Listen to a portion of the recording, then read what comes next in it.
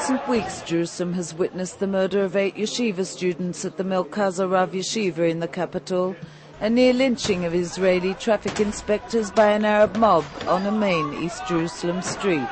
the arrest of a 17-year-old female East Jerusalemite planning to launch a suicide bomb attack in Israel, and, most recently, the stabbing of a rabbi from the Tercera Kohanim Yeshiva in the capital. Whether the recent events marks the beginning of a trend reminiscent of the 90s, when terrorists resorted to stabbing attacks in the capital, remains to be seen, or perhaps it marks the beginning of a more horrific trend, similar to the second Intifada, dubbed the Al-Aqsa Intifada, where the capital became the target of a series of horrendous suicide bomb attacks. Many members of the Arab sector who live in Jerusalem are law-abiding citizens. However, it appears that the number of those who identify with Hamas and the Palestinian cause is rapidly increasing, and believe that violence is the only tool that will lead to the establishment of a Palestinian state.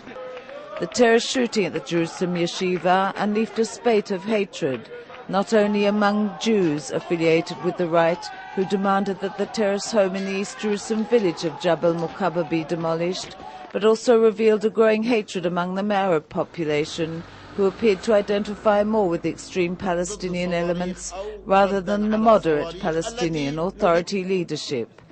In the days following the attacks, Hamas and Hezbollah flags adorned the terrorists' home. The Arab sector of Jerusalem hold blue Israeli identity cards and enjoy permanent resident status, as well as unrestricted movement throughout the country.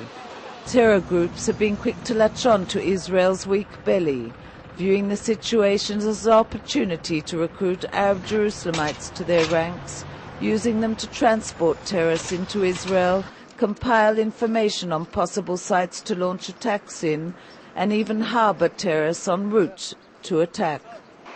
Another issue that must be taken into consideration is the failure to complete the construction of the security barrier that encompasses the capital, which continues to provide easy access for terrorists seeking to launch attacks in Jerusalem.